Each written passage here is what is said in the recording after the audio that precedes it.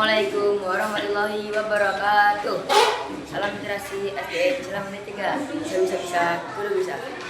Saya Muhammad Faida dari SDN Islam Negeri 3 akan mempresentasikan hasil penelitian tanaman di sekolahku. Di sini saya akan menyebutkannya.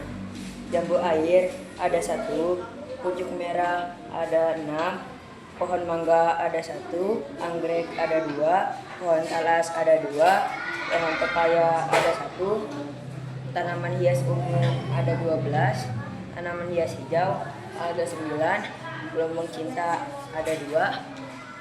Sekian dari saya. Wassalamualaikum warahmatullahi wabarakatuh.